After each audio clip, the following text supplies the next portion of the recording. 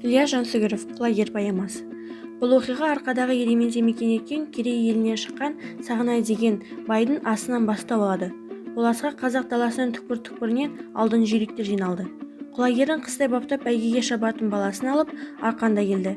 Осы бәйгеге Бекайдардың баласы Батыраштың көктұғыны да шабатын еді. Батыраш құлагердің келгенін естігенде ішін қызғаныш өртеп, қауіптеніп мазасы кетеді. Себебі Батыраш Жексенбайды Ақанға жіберіп, атына қызығып, жамбы мал беріп, жүйрігіне қолқа салған еді. Бірақ Ақан ол сұрауына ерікпегендіктен Батыраш оған кек сақтап кеткен. Батыраш бала жастан баққа құмар болған.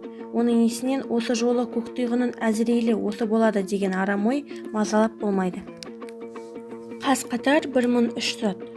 Арқаны күңіретіп, удашу, ұлан асыр бәйге жер көкті дүбірлетіп, кең даланы дүр сілкіндіріп келеді.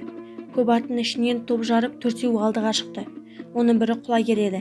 Жұрт шулап қобалжай бастады. Алдыңғы ат бірі қылан, бірі болан болды. Көз ұшында келе жатқан құласын танып, Ақан көзіне жас алды. Жыланды өзеп, суы жоқ бұтасы көп жыралар еді. Осы өзекте жұрт көзінен аттар ғайып болды.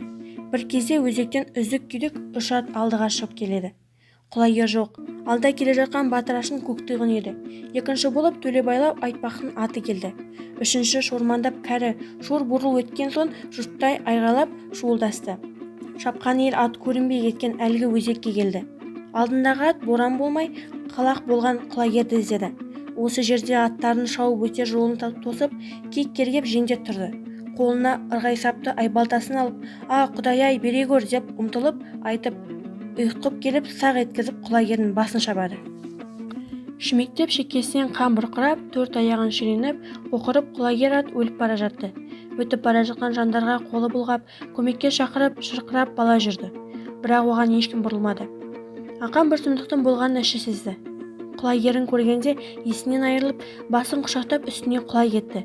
Бәйгенің алдын бермейді деп үміт қылып келгенде, жат елде жалғыз өзі зарлы күйге түседі. Ақан осылайша сұм заманның озбырлығынан көңілі қалып, өмірден бас кезді. Жүйрігіне арнап құлагер әнін бебеу қақтырды.